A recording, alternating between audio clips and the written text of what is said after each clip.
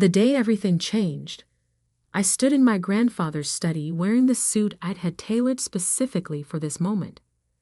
Through the floor-to-ceiling windows of Sterling Industries headquarters, Manhattan's skyline stretched endlessly, a view I'd grown up admiring. The same view my grandfather had used to inspire me with stories of building his empire. "One day, Olivia," he'd say, "all of this will need someone strong enough to carry it forward." Now, 2 months after his passing, the entire Sterling family had gathered to hear the announcement of his successor. I adjusted my cufflinks, the ones he'd given me on my graduation from NIT, and tried to quiet the pounding in my chest. At 32, I'd spent the last decade preparing for this moment. While my cousin Maxwell attended society parties and collected headlines for his escapades, I had worked my way up through every department of Sterling Industries. Research and development, operations, finance. I learned it all from the ground up, just as my grandfather had. The heavy mahogany doors opened, and my Uncle Edward, the interim CEO, strode in. Behind him came the board members, then my parents, my Aunt Catherine, and finally Maxwell himself, looking immaculate in his designer suit, despite having just returned from his 3rd vacation this month. "Thank you all for coming," Uncle Edward began, his voice carrying the weight of authority he'd wielded since my father gave up his position to pursue politics. "As you know, we're here to announce Sterling Industries' new chief executive officer, as specified in Father's will." I caught my mother's eye. She quickly looked away, and my stomach tightened. Something was wrong. Sterling Industries represents not just a company, but a legacy, Uncle Edward continued. "We need leadership that understands both tradition and innovation. Someone who can maintain our relationships with the right people, who knows how to navigate our circles." My father shifted uncomfortably. Aunt Catherine smiled. "Therefore, it is my pleasure to announce that the new CEO of Sterling Industries will be Maxwell Sterling." The room erupted in applause. I stood frozen, my mind refusing to process the words. Maxwell stepped forward, his practiced smile gleaming. "I'm honored to accept this responsibility," he said smoothly. "Sterling Industries has always been about family, about upholding traditions while embracing the future." Family. Traditions. The words rang hollow in my ears. I thought about the nights I'd spent reviewing contracts, the weekends lost to project proposals, the relationships sacrificed for this company, all while Maxwell had been building relationships at cocktail parties and charity galas. "Olivia." My mother touched my arm gently. "Don't make a scene." I looked at her, really looked at her, and saw the guilt in her eyes. "You knew," I said quietly. "You all knew before this meeting. It's what's best for the company," she whispered. "Maxwell has the right connections. The board feels." "The board?" I cut her off. "Or Uncle Edward?" "Olivia." My father's stern voice joined in. "This isn't the time." I turned to face the room. Maxwell was still speaking, something about honoring my grandfather's vision. The same grandfather who had taught me everything about this business, who had believed in merit over birthright. Grandfather would be ashamed, I said, my voice carrying across the room. The chatter died. Maxwell's smile faltered. "Olivia," Uncle Edward warned. "Remember your place." "My place?" I laughed, the sound harsh even to my own ears. "I've given everything to this company. I know every department, every major client, every project in development. Maxwell doesn't even know how our main product line works." "That's enough." Uncle Edward's face reddened. Your grandfather understood that running this company requires more than just technical knowledge. It requires the right personality, the right background, the right gender. I finished for him. The silence that followed was deafening. You're being emotional, Aunt Catherine said dismissively. Maxwell has been groomed for this position. He understands the social aspects, the networking required. You mean he's good at spending money at charity events? I removed my grandfather's cufflinks slowly, deliberately. Well, don't worry. I won't embarrass you with any more displays of emotion.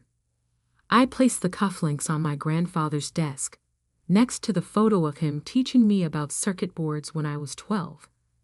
Maxwell had been at a boarding school in Switzerland then. Olivia, don't be dramatic, my father started, but I was already walking to the door. Miss Sterling, one of the board members called out. Your position as head of operations is still secure. The board values your technical contributions. I paused at the doorway, turning to face them one last time. Keep it. I resign. Don't be foolish, Uncle Edward snapped. Where will you go? What will you do? I smiled, thinking of the project I'd been developing in secret, the patents I'd filed under my own name, the network I'd built while they thought I was just managing operations. Watch me, I said simply, and walked out. Behind me, I heard Maxwell resume his speech, heard the polite applause resume. They probably thought I would cool down, come crawling back once I realized I couldn't survive without the Sterling name. They had no idea what I was capable of, but they would learn. In the elevator, I pulled out my phone and made a call I'd prepared months ago, hoping I wouldn't need it. David? It's Olivia Sterling. Remember that offer to fund my startup? I'm in. But we do this my way. The elevator doors opened to the lobby, and I walked out of Sterling Industries for the last time. Behind me lay a decade of dedication and betrayal. Ahead lay uncertainty and possibility. I had no way of knowing then that in 10 years, I would own not just a competing company, but an empire that would bring Sterling Industries to its knees. That the family that had dismissed me would come begging for help. But that's getting ahead of the story. First, I had to build something of my own, and I knew exactly where to start. 10 years is a long time to plan revenge. But I wasn't just planning revenge. I was building something bigger than Sterling Industries could ever imagine. The first year was the hardest. I rented a small office in Brooklyn, far from Manhattan's gleaming towers. My team consisted of just 5 people, all brilliant engineers and developers who had been overlooked or undervalued at major corporations. Like me, they had something to prove. I sold my penthouse, liquidated my trust fund before my family could freeze it, and poured everything into Nova Technologies. The name was deliberate. In astronomy, a nova is a star that suddenly becomes explosively bright, outshining everything around it. Are you sure about this? David asked one night, looking over our dwindling finances.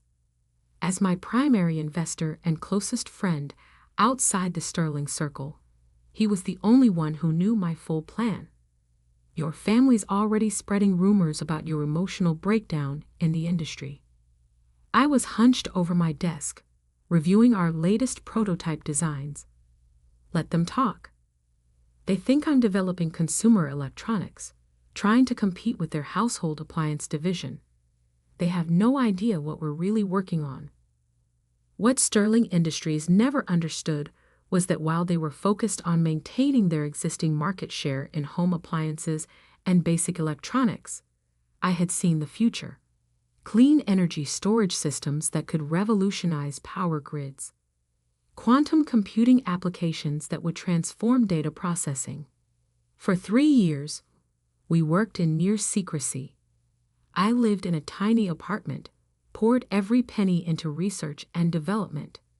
My family's Christmas cards arrived each year, filled with updates about Maxwell's visionary leadership and Sterling Industries' continued market dominance. I filed them away without response. Then came our breakthrough. It works.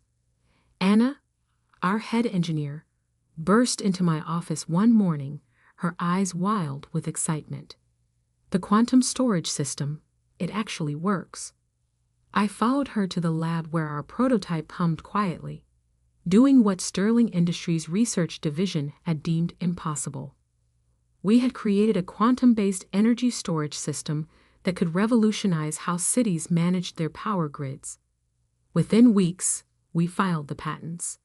A month later, major tech publications started noticing Nova Technologies. Investors began calling. But I was selective. I knew what money came with strings attached. The real turning point came when Morgan Stanley's head of technology investment contacted us. The meeting was set for their Manhattan office, 3 blocks from Sterling Industries. As my car approached the Morgan Stanley building, I saw a familiar figure entering Sterling Industries headquarters. Maxwell, surrounded by his usual entourage. He looked exactly the same, perfectly styled, perfectly confident, perfectly clueless about the storm that was coming. Nova Technologies isn't just offering a product, I told the Morgan Stanley executives an hour later. We're offering the future of urban power infrastructure, and we're the only ones who know how to build it. By the end of the meeting, we had secured $300 million in funding. But more importantly, we had gained powerful allies who saw Sterling Industries as outdated and ripe for disruption. The next few years passed in a blur of expansion, acquisitions, and strategic moves that my family never saw coming. Nova Technologies grew exponentially, but I kept my name out of the press, operating through subsidiaries and partners. Let Sterling Industries think I had disappeared. Then came the moment I'd been waiting for. Sterling Industries just lost the Chicago contract, David announced, striding into my office one morning. Their entire urban development division is in chaos. I smiled, remembering how I'd spent years building relationships with Chicago's city planners, knowing they would eventually need to upgrade their power grid. The contract was worth billions, and Sterling Industries had counted on it to fund their expansion plans. That's not all, David continued, a slight smirk playing on his lips. They're hemorrhaging money trying to develop competing technology. Maxwell's been making promises to shareholders that their R&D can't deliver. I leaned back in my chair, looking out at the Manhattan skyline from my new office, higher than Sterling Industries, with a better view. Had they figured out who owns Nova yet? No, the corporate structure is too complex. They know Nova is behind their troubles, but they haven't connected it to you. I picked up my phone, scrolling through recent messages. One from my mother, the first in years. Darling, I hope you're well. Perhaps it's time to come home? The family misses you. Translation: they were getting desperate. Another from Maxwell himself. Cousin, I know we've had our differences, but I'd value your technical expertise right now. Sterling Industries could use your skills. I deleted both without responding. What's our next move? David asked. I pulled up the latest market analysis on my screen. Sterling Industries stock had dropped 40% in 6 months. Their board was in panic mode. And I had just acquired a controlling interest in their largest remaining client through a shell company. Now, I said, we let them come to us. I didn't have to wait long. The next morning, my assistant interrupted my morning meeting. Ms. Nova, she said, using my professional name, Edward Sterling is in the lobby. He's demanding to meet with our CEO. I smiled, thinking of all the times Uncle Edward had dismissed my technical contributions. Make him wait an hour, then send him up. It was time for the Sterling family to learn exactly who they had underestimated. Uncle Edward looked older than I remembered. The confident swagger was gone, replaced by tense shoulders and worried eyes as he was finally shown into my office. He didn't recognize me at first. 10 years had changed more than just my position in life. "Thank you for meeting with me," he began, his rehearsed speech dying on his lips as recognition slowly dawned. "Olivia?" "Hello, Uncle Edward," I said calmly, enjoying the shock that spread across his face. "Or should I say, Mr. Sterling? This is a business meeting, after all." He sank into the chair across from my desk, his face ashen. You're behind Nova Technologies?" Surprised? I stood, walking to the window. From here, I could see Sterling Industries headquarters, the building that should have been my legacy. "I suppose you would be. After all, I'm just the technical one, right? The one who doesn't understand the social aspects of business." "This is impossible," he muttered.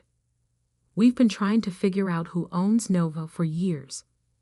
The corporate structure, the subsidiaries, are all designed to protect my identity."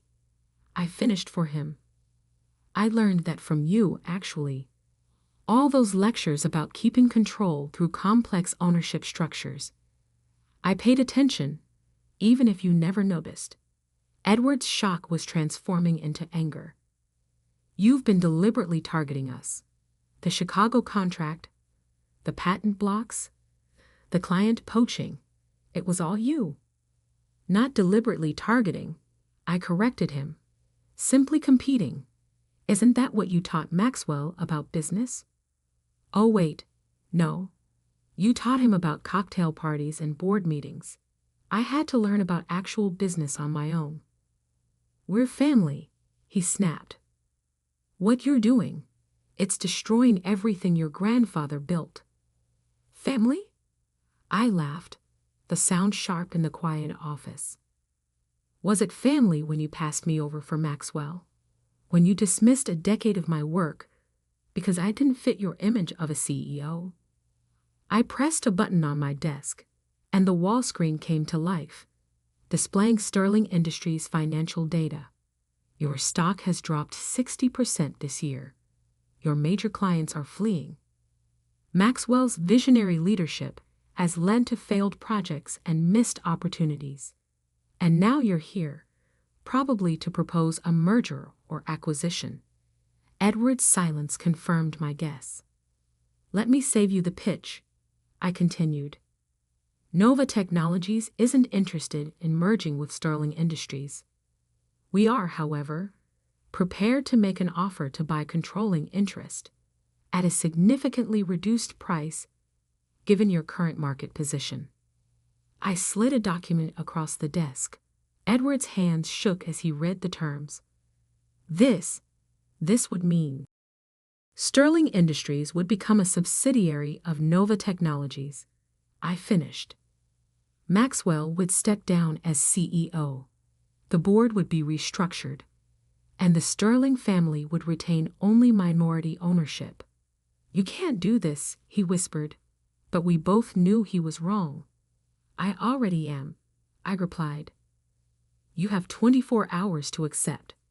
After that, we'll proceed with our expansion plans without you.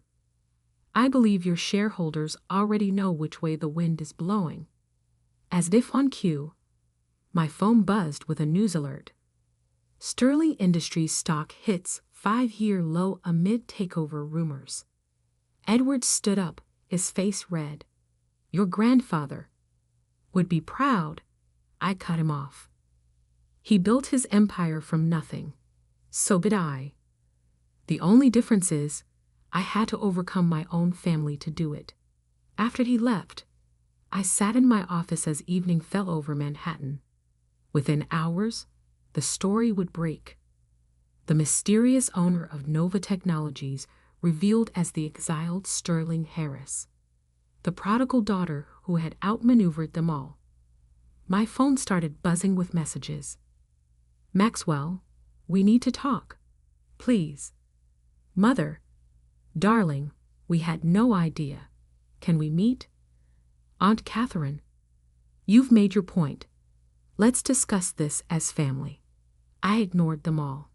Instead, I called David. "It's done," I said. "Start the procedures for the takeover." "How did Edward take it?" "About as well as you'd expect." I paused, looking at my grandfather's old cufflinks, which I'd kept all these years. "Have security ready tomorrow. I expect more family visits." I was right. They came one by one over the next few days. My father, trying to appeal to family loyalty. My mother, tears and guilt. Maxwell, attempting to negotiate.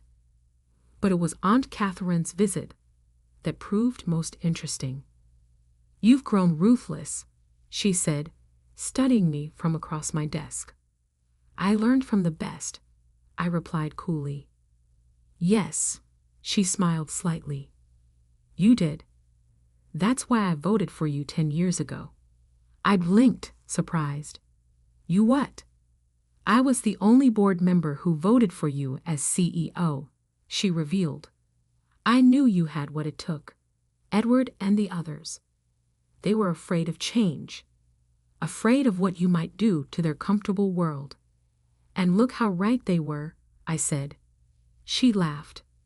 "Yes, look how right they were." The takeover proceeded exactly as I had planned. Sterling Industries became a subsidiary of Nova Technologies. Maxwell resigned. The board was restructured, and I finally took my place in the office that should have been mine a decade ago. But I didn't stop there. Under my leadership, both companies flourished. Sterling Industries was modernized, its technology updated, its culture transformed. Nova Technologies continued to grow, expanding into new markets and technologies. The family? They adapted, eventually. They had no choice. Money and power were the only languages they truly understood, and now I spoke both fluently. On my first day in the Sterling Industries CEO office, I placed my grandfather's cufflinks on the desk where they belonged. The view was exactly as I remembered it, but now I saw it through different eyes. I wasn't just the technical one anymore. I wasn't just the overlooked daughter or the underestimated cousin. I was Olivia Sterling, CEO of Nova Technologies and Sterling Industries. The woman who had built an empire from scratch, who had beaten her family at their own game. And I was just getting started. David found me later that evening, still at my desk reviewing merger documents. "Was it worth it?" he asked. "All those years of planning, working in secret?" I looked out at the city lights, thinking of that day 10 years ago when I'd walked away from everything I thought I wanted. "They thought they were pushing me down," I said finally. "But they were actually pushing me forward." Sometimes the best revenge isn't destroying what others have built. It's building something better, he finished. I smiled, thinking of all the possibilities ahead. Exactly.